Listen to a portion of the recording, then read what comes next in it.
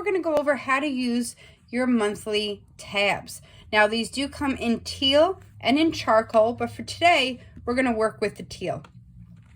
Now these are reusable, so if you've placed them somewhere you don't wish to place it, you can carefully remove it and you will be able to stick it in a new spot.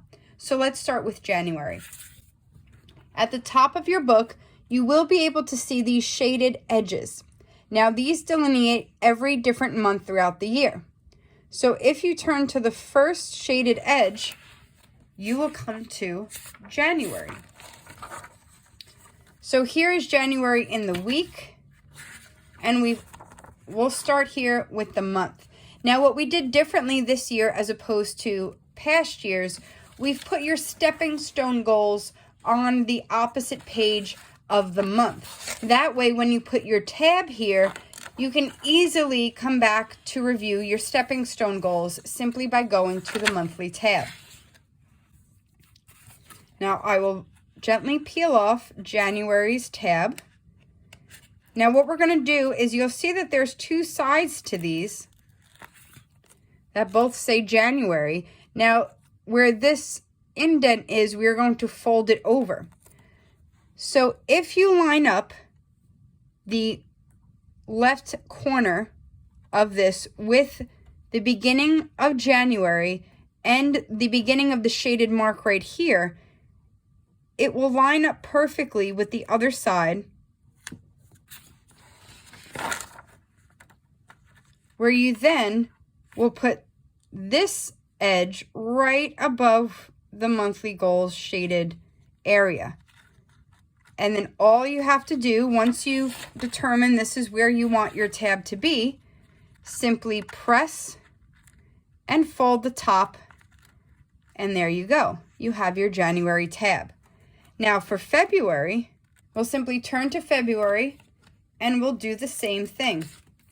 We're going to line up the left bottom corner to the top of the shaded title and the edge of the shaded tab here. Okay, now if you've placed it erroneously, all you have to do is gently remove it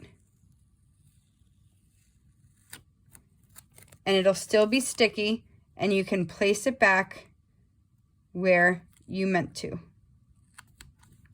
And once again, you're going to put it right above the shaded monthly goals title and then fold and press. And here you have your February tab.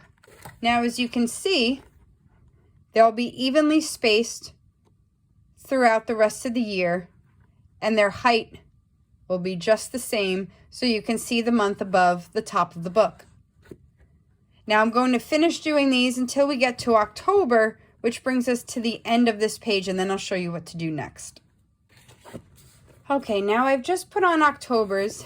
As you can see, I've done all the other months. Took me just a few minutes.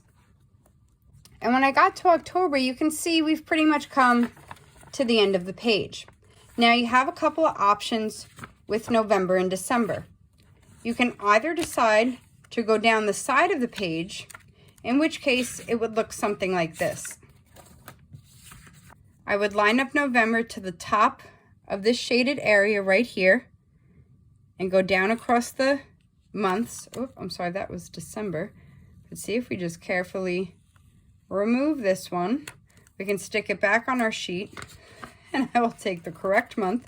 That's the beauty of these. You can put this right against this line here,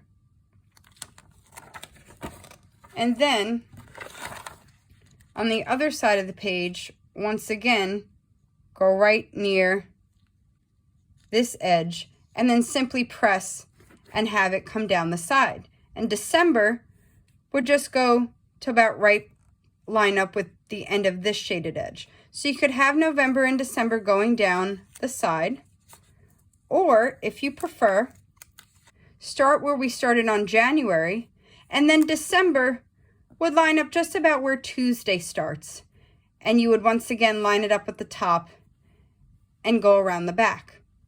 Or you could have October, November, and December all lining up right here towards the end of the month. So it's up to you. Those are just a few different ways that you can line up the months. I think I'm just going to keep it right behind October's. So to line it up better, I'm going to have it start right about here. Here we go. And then once again, it will be right above this line on the page behind it. And here we have October and November are directly behind each other. And then we'll do the same thing for December. Okay, I want it just about here.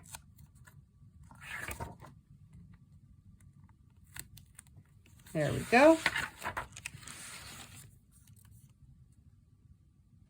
Right above here, press and fold, and we're all set. Enjoy!